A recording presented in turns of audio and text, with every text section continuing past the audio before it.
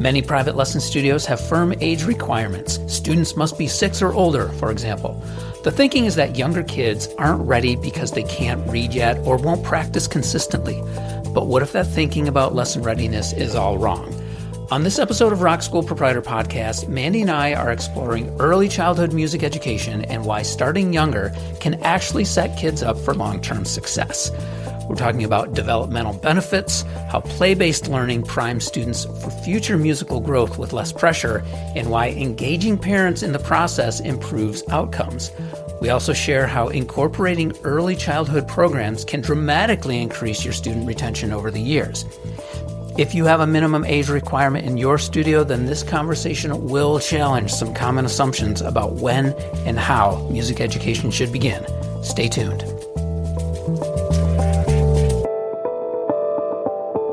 If you're a guitar instructor and you've used one of the dozen or so popular method books, you've probably noticed that gap between what's in the books and what students actually want to learn. Most guitar students want to play their favorite songs, and that means strumming, chord changes, timing. If that stuff is even in those method books, it's usually way in the back. I put together the exercises in Complete Guitar Strumming to cover the foundational concepts that all guitar students need, but in a practical way that applies to their goals, which is playing their favorite songs. For instructors, the book comes with an instructor companion guide that walks you through best practices for teaching. I even have training videos that I've used with my own staff that you can access as well. The guide and the videos are free for anyone who wants to use the book for teaching. If you want to get really deep and understand the origins of the book, you can go listen to episode 50 of this podcast or just head over to rockschoolproprietor.com/book for all the details.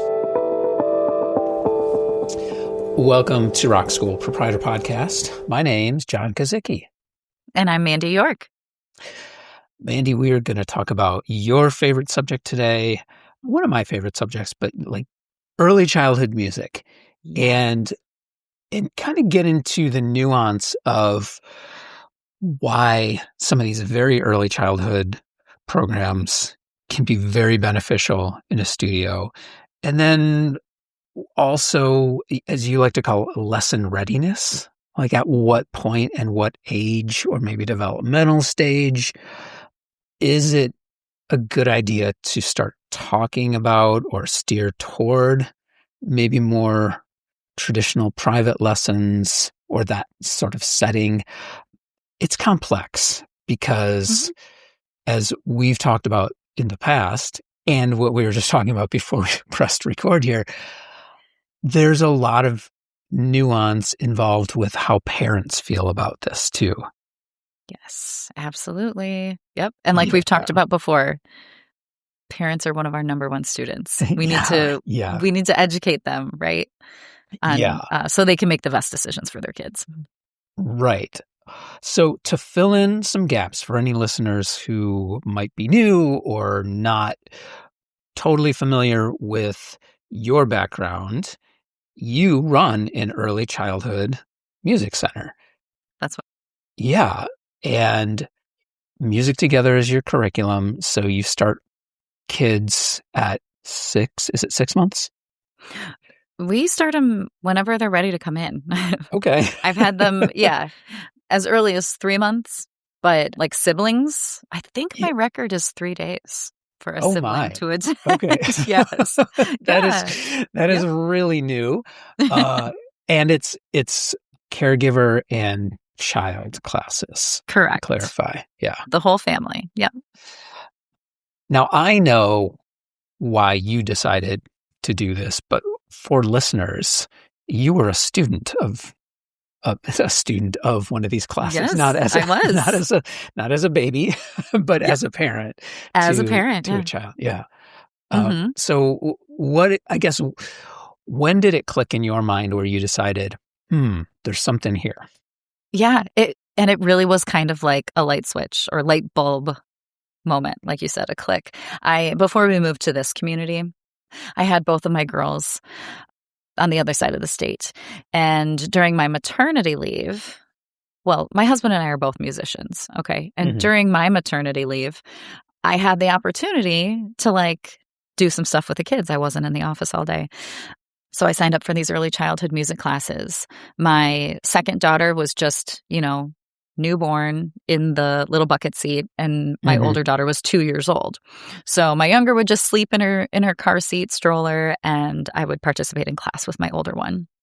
Now, towards the end, this is weeks-long course. Towards the end of that course, my younger one was also kind of sitting on my lap and observing too. Mhm. But I I signed up because music, right? We love it. Mhm. We do it. We make it at home, so it was just kind of a no-brainer. Of course, we're gonna go do this. But then, like, really, I think it was just one class. I kind of had this palm to forehead moment. Like, "Oh my gosh, this is so smart."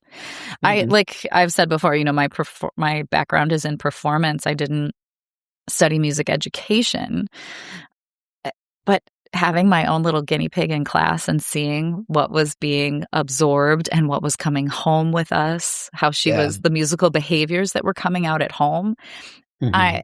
I was really, like, astonished, and I thought it was so cool. So when we moved here to this community, there wasn't a Music Together center nearby, and I ended up opening my own. That's how it goes. And that's So when you and I met, when I opened. yeah, Mhm. exactly. Now I can say for myself, when I opened my first studio, I didn't I didn't really think about, okay, so what age do we start kids in Mm. music lessons? Because I didn't have a early childhood program available at my first school, and honestly, I think maybe I thought about it for a second, but I wasn't thinking about it necessarily in terms of, is this necessarily beneficial to students and what are those benefits? Which I think there are tons, and I think you're going to talk about. I was more thinking about it from the business perspective. Is there a way to serve a younger age group? But as I've gotten to know you and listened to you talk about early childhood programs, and I I took I took your classes with my son Yeah. too. Mm. I see way more benefits now. So what do you kind of view as the the big benefits to these early childhood programs and putting a kid in a music class at, say, 3 days old? Yeah. Yeah, I mean, gosh, it's really big. The more that I've learned and done this and experienced, teaching, there's so much to it.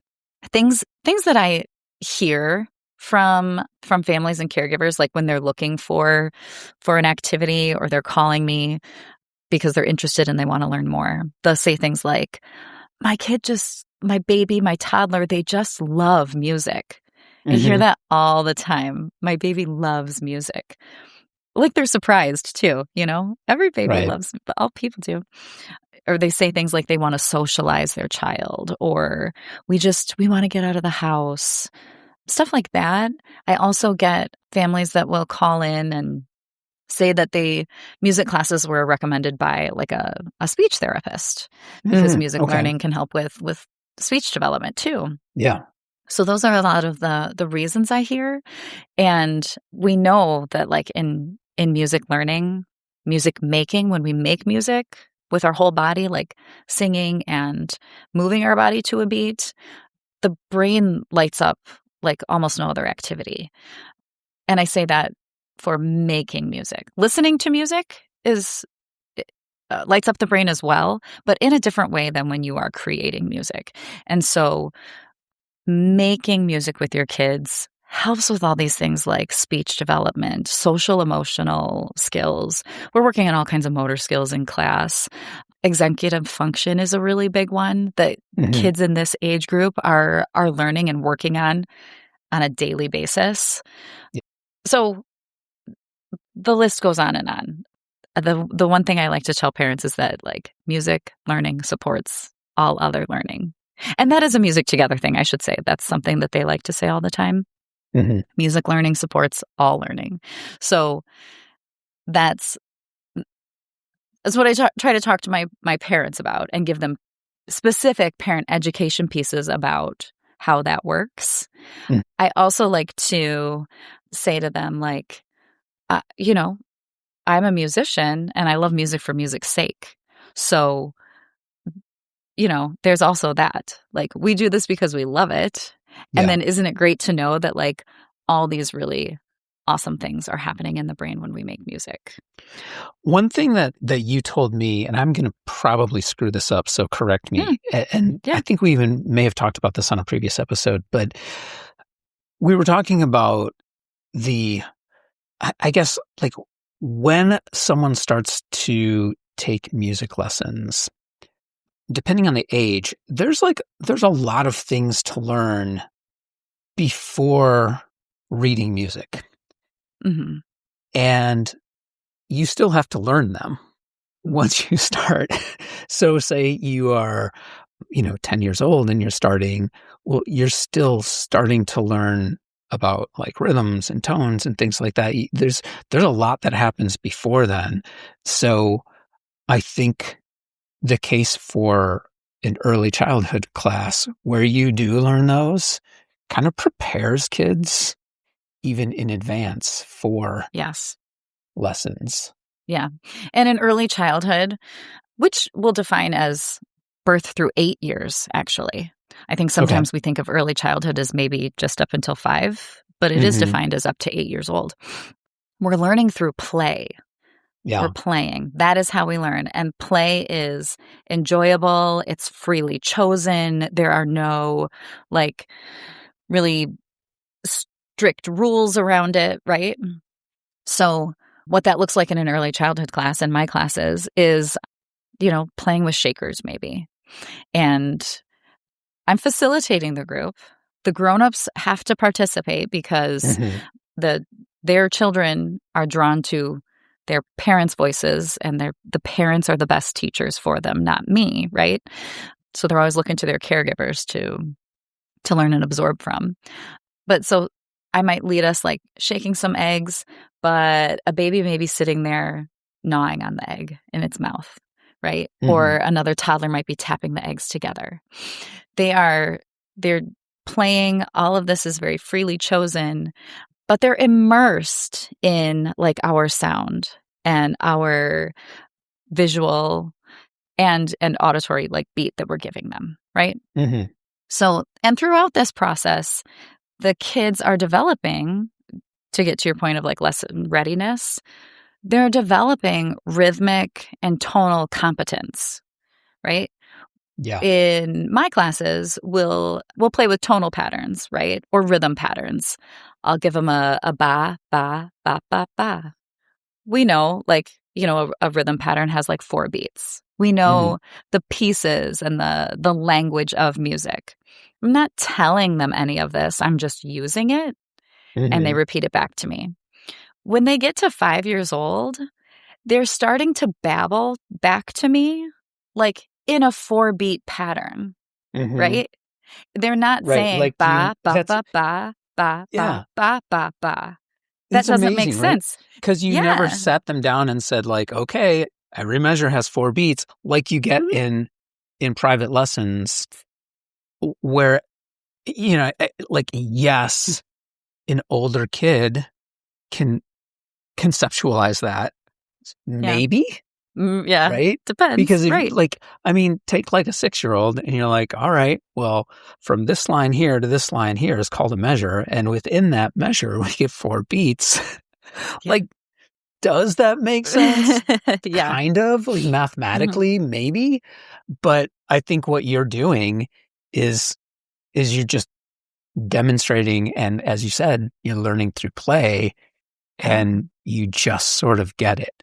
Yep. I try and liken it to sports, and um, you can tell a 5-year-old on a little league team who's at the plate, okay, if you hit the ball, you got to run to that plate over there, right? Mhm.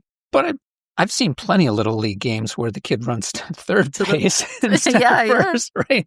And it's like, Yes. well, okay, yeah, you tell them, but like you show them, and then Mhm. they're doing it, and it sort Yeah. of locks it in. Yes. I don't know. Yep. Maybe I It got is tangential really there. No, it's a really cool process to see that because we are just using it, just playing with it. And I mean, same thing with tonal patterns too. I'll have them repeat back like a major tonal pattern that I'll go through. They can hear cadence. It's really cool when I come to the end of a song, I've been maybe Mhm. vamping and Mhm. then I decide to slow down and finish a piece. How many kids will kind of start to put their hands up to get ready for a drum roll? They hear cadence, they know Mhm. when the song Mhm. is coming to a conclusion. So many good things happening in these kind of group classes that they will take with them into a Mhm. private, for example, piano, if they start a piano class. They're they'll probably have a steadier they'll probably be able to keep a steady beat more than a Yeah. beginner that hasn't taken, classes like this. Mhm. They may have a better ear and be able to, yeah, count. I can say that in my studio, when we get a kid who came from your studio and was Mhm. doing those early childhood classes, it always seems so much easier. They 'Cause they they just kind all of have it inside. they've all yeah, they've already played with music for however many years, and Mhm. so we don't necessarily have to explain to them, like, what pitch is. They've Mhm. already they already get pitch. As I was saying before, we don't necessarily have to explain to them what it means that there are 4 beats in a measure. They already inherently know that there are 4 beats in a measure. We just might be able to then label it and say, "Oh, those 4 beats, that's called a measure," Mhm. instead of having to explain the whole thing. Yeah. Yeah. Uh-huh. In my older kid classes, my rhythm kids that are kindergarten through 2nd grade, it's a transition stage between the early childhood 0 to 5 class and private lessons or whatever may come next for kids. And I call it Big Kids Music Club because Mhm. none of the grown-ups come to class. It's just Yeah. us, and I ask a little bit more of them. Like I said, early on, it's free play, right? Some of the kids follow along with us, but we're providing the music immersion for the little ones. In the bigger kids class, they're following my lead. I give them the opportunity to improvise a little bit or to lead the group, but we start naming these things. So in the early ages, we'll play with dynamics a lot, but we just use it, right? We'll Mhm. play with tempo a lot, which is always so much fun for a 2 and 3-year-old, right? When Mhm. we get Mhm. into this middle stage, which is my rhythm kids, we start naming them, you know, Mhm. piano and forte, you know, Yeah. are those kind of things. Mhm. So even this next little stage prepares those kids for what comes beyond that. And, I want to talk about this too, is this middle ground. A lot of times as my kids start to age out of that early class that's for 0 to 5 along with a caregiver, they start to ask about private lessons. Yeah. And as you said at the beginning, like, not every kid is the same, and some kids are gonna be ready sooner than others, and there's a lot that goes into starting private lessons with a student. Physicality, getting a good teacher match, all of that kinda stuff. But I really always strongly encourage my parents to keep their quote unquote "big kids," K through 3rd, in a group environment. And I refer them to you as well because you have the great Kids Rock program Mhm. for Dave the Simon's younger program. Yeah. kids. Yes. Mhm. I really think that that is a great next step because you're continuing the community music making, right? Mhm. Which keeps the kids engaged and excited. Yeah. Um, and they're still honing in and, like, perfecting those skills that they started as, toddlers and preschoolers. Yeah. I wanna speak on that a Yeah. couple of points because I don't offer like, yes, we offer Kids Rock, which is we start at age 4, right? But we don't offer Okay. anything younger than that, and I certainly would if we weren't friends and you weren't in town. At this point, I think, like, yeah, I probably would offer early childhood because I do see the benefit. But I'll say this about that middle age group that you're talking about. And to put some numbers to it, I think you're saying roughly like what, 4 to 6-ish? Is that kind of the middle, or is it like a little bit older? Oh, I would say like 4 to 8. Okay. Yeah. Before offering Kids Rock for 4 to 7-year-olds, Mhm. we would try kids in private lessons Mhm. because we didn't have any other option. And I mean, I don't have statistics on this, but success rate in those situations, very low. Yeah. In terms of longevity, right? Maybe successful for like a couple of months, but then they sort of like fall off the cliff on that. And I have to believe it's because private lessons are not necessarily play-based. They're Mm-mm. really a static environment. And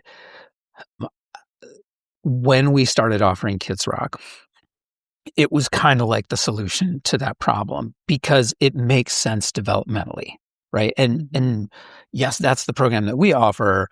I'm sure there are plenty of others, but I just see it as like a way better alternative to private lessons for that age group because there's a greater success rate.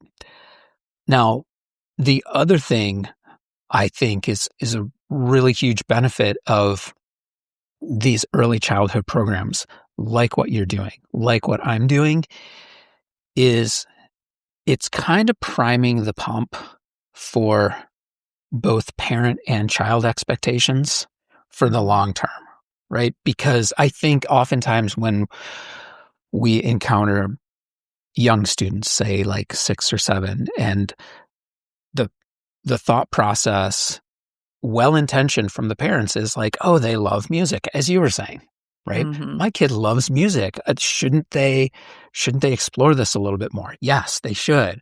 Shouldn't they start learning about it? Yes, they should. And I think they're just sort of ingrained in the idea of like, well, they go to school and in school they're teaching them to read. So isn't that what they're going to learn in music? They should learn how to read Right. music. And it's like, maybe not at what stage of reading music, I think it is where it gets tricky and to unpackage this. But going back to the idea of priming the pump, with these early childhood programs, there's already a precedent set where the playing with music is learning, right? Yeah. Mhm. It's part of this longer process. It's not just, okay, here's your lesson book now. Now you're in Mhm. school, you know? Yeah. Mhm. The It's so greatest important. thing Yeah, the greatest thing, like you said, is when parents come back and they'll tell me, like, he was singing, like, the ends of all the phrases this week. Like, his vocabulary is exploding, and so he's singing, like, the last word of each phrase, right? Yeah. Or, he got out the drum and started tapping his knees, my 18-month-old, indicating they wanted to play music. So it's like in the, middle school band classroom and the private guitar lesson, like, the parents are on the outside and may not totally be Hmm. keyed into what's happening inside there. But when you have parents involved in early childhood music education and they see these things happening, you're Yeah. totally right. That is a good way to look at it. It's priming the pump and they get excited about what's going to happen next. And another thing, and I'll put this in context. One of the challenges that we face at the rock school is, if let's say we've got a kid who's like 10, right? Mhm. Totally capable of starting private lessons, no question about it. They decide, for all the same reasons, they seem to really love music. They seem to gravitate toward just guitar, as a for instance. So I thought, let's get them into private music lessons. And I say, yeah, great, let's do this. And then I start talking about our band program. What do you think about this? Do you think they'd like that? I don't know. I, I I think maybe building some confidence first would be a better approach. Let's start with the private lessons. I'm like, okay, yeah. So we do that, all the while trying to encourage taking what they're learning in private lessons and applying it, interacting with other kids, playing music, it's a much harder sell when kids start in private lessons than if they're already used to this idea of course we make music with other people. You Yeah, know, right. of course Yeah. we play and have fun with music. You know, it's Mhm. almost like there's this mindset in the absence of that, that this is more of like a studious pursuit, right? Mhm. Something that you study, as opposed to the default being like, well, yeah, at some point there's some study involved, but like it's music. It's Yeah, to right. play with and have fun with. Yeah, and it's weird, and I understand it, but it's weird that I have to figure out ways to articulate that and how important that Mhm. is. Yeah. It yeah, it's like, you know, relating it to sports. You don't just swing a bat at the batting cages, you know? Right. Kids wanna be on a Yes. team and work Yeah. together and play Yeah. together. Yeah. Yeah. Let's see. On my notes here, well, we discussed this a little bit before we started recording, the idea of lesson readiness. Yeah. So when you have in your studio, when you have these kids who are about to age out or getting to that point that they're going to age out, what are those conversations like? Yeah, it depends on the parent, right? Right? I'll Yeah. have yeah. I have parents that will approach me. I mean, I've had parents of 2-year-olds approach me and say, like, you know, they're really loving music. I can see that my child is a musical child, which, like, side note, we're all musical people. Like, Mhm. every single one of us is, you know? Mhm. Music is an important part of the human experience. It's you know, it was nurtured more in some of us than others. That's all. Yeah. They're gonna be you know, my child's really musical, and so we wanna start thinking about piano lessons. Do you know teachers in the area? Anyone that will come to the home? And they start asking me really specific questions. And I have to steer them towards, like, staying in the group environment. And then but with the if I do have older parents of older students that start to ask, I will say, like, you know, if I think that Susie is someone that's ready, you know, and Mhm. will want to pursue music in another capacity on her own. I always let them know, you know, I recommend teachers, and then I say, you know, it really has to be fun and Mhm. enjoyable when you start off. It really does. Because, I mean, you can wither and die on the vine so early, and then it's over. Like, Right. that's like my Yeah. biggest fear, you know, is if a child has a bad experience and then that's it. Mm. And I hear this from adults sometimes too, like in my classes. They're like, "I don't know where my child gets it. I'm not musical at all." You know, my I've had people say like my brother or my elementary music teacher or my high school band teacher all like criticized them and they stopped. Like, Mhm. there's so many stories like that, and I Yeah. hate those stories. Like and the fact that, like, 30-year-old adults can tell you about what an adult said to them when they were 9 years old and they stopped Yeah. making music, that's Right. huge. Yeah. So, don't do that, people. Don't be one of those people. So Yeah. that is what I really emphasize, like, this needs to be enjoyable, fun. I mean, it depends on your area. There are really wonderful, like, group piano curriculum out there. There's Mhm. all kinds of fun I mean, things like what you've got going on where they're able to play in a group band as well as in their private lesson. That's what I say look for. And then you know, John, and you can speak to this about matching, like, personalities. Yeah. Well, yeah, before I talk about that, I Mhm. like you said, when you're advising parents, make sure it's fun. I At this point, I wish we had a better way to describe what fun means, because I Yeah. just I Yeah. feel like I feel like that umbrella term of fun, it can be interpreted in so many different ways by Mhm. so many different people based on what their lens is. And, for better or worse, uh, I mean, I'm sure there are plenty of private instructors who are like, "Oh yeah, I make my lessons fun." And then We other have a sticker private chart. yeah, and other right, yeah, and Yeah. other private instructors who are like, "Yeah, I make my private lessons fun," and they're not fun. You know, like Right. maybe there's Yes. those Yeah. instructors who like legit, "Yeah, this is amazing." And some instructors are like, "Yeah, of course this is fun." It's almost Mhm. as if it's a marketing thing, Yeah, right? you're right. So, Um, and I don't know what the answer is to that. can I try? Yeah.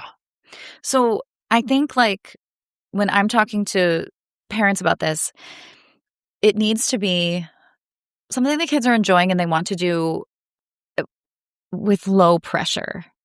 I mean, this comes back Mhm. to, like, our conversations about practice. Yeah. Like, if you're starting lessons at 5 or 6 years old, if you are, like, kind of getting on the kids every day about how much they need to practice and, you know, you need to set the timer, your child is whining about it being too long, that's not what fun is. That's too much pressure. If it looks Um like a chore, Mhm. it Yeah. might be a chore. Yes. And I think, like, there are teachers that I recommend for younger students because of their personalities, you know, Mhm. that they Yeah. have that would I would consider more fun for young learners. I have said, I think this is part of what you're getting at too, that as they get older, like if they're engaged and maybe it's a low pressure situation, they're having fun, they're playing with music, and they're getting into it, there's going to come a time when you do have to push. I mean, Yeah. that's what I believe, that Mhm. in order to get better, you're gonna have to push, right? And so there's a time for that to say, like, "Look, you're getting, your teacher says you're getting really close on this," like, whatever it may be, practicing for a recital or the next program. There's times to push to I have a level up your child, but not early on. I have a quote on this. It's just Oh, like I was listening to Jacob Collier on a podcast yesterday, mhm. and I even took it and put it in my notes. There's a there's a distinction between practice and play. Practice being when you organize a state of play to solve a particular problem. And then he goes on to say, I was somewhat resistant to liturgical practice. My approach to learning and practice was to follow the thing that was interesting and felt like it lit me up. Isn't that Yeah. perfect? Yeah, that is, yeah, that's Yeah. it. Mhm. Mhm. Yeah. Yes. Well, so I am a strong proponent of having these early childhood programs. Again, I think, as I said, it primes the pump. It provides an opportunity for us to have, like, I mean, from the business side, like so much more longevity with these students. Yeah.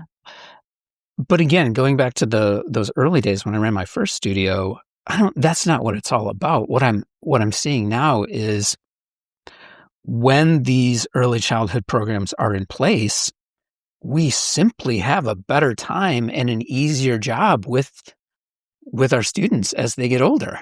It's Mhm. like we don't have the same push and pull with the parents and trying to figure out like how much they're supposed to practice and like how are they supposed to approach this and are they learning to read at the right way. It just seems more organic and natural, Mm. I guess. Yeah. Yep. So, Yeah, that's the point we're trying to make with the parents when we have them in the classroom with us. mhm, Yeah, yeah. it's So, awesome. huge proponent. Music Together is a great one, obviously. I'm obviously a fan of Dave Simon's Kids Rock program. We've developed at my school even a beginner group curriculum for 8 to roughly 11-year-olds and very much focused on the same fundamentals, which is let's get kids playing first Yep. and reading at an age appropriate level, and so that they are more ready for the private lessons when the private lessons come. And with that program that I mentioned that we developed, we still were seeing kind of some of the same stuff when kids are, say, 8, 9 years old. So we thought like, all right, well, let's expand this idea that we see in and in these early childhood programs. And so that we can get these kids ready for private lessons in a way that's more focused on play and interacting with music. So, yeah, big fan. Yeah, it's so cool. I think it's such a gift for the kids to have these experiences so early on. And I say to parents too, like, no matter what, like if your kid wants to go on and teach music or play in an orchestra or be in a rock band or be a doctor, like these experiences are all so wonderful for them. Yeah. Yep. Well, Mandy, thank you for sharing your expertise because it's thanks, John. always appreciated. And I think we'll wrap this one up. All right. Sounds good. Yeah. Okay. We'll see you next time. Sounds good. Thanks, John. If you have topic suggestions or questions, please contact us at info@rockschoolproprietor.com. We'd love to hear from you and hear suggestions for future shows. We've put together some free resources for teachers and studio owners over at rockschoolproprietor.com and a private Facebook group called The Modern Music School. Please join us over there. On social, I'm at rock.school.proprietor on Instagram and John Kazicki on both LinkedIn and Blue Sky. Your ratings and reviews on Apple Podcasts and Spotify are always appreciated. And if you enjoyed the show and gain insight from our conversation, then we count that as a win. All we ask in return is that you pay it forward and please share the show with someone you think needs to hear it.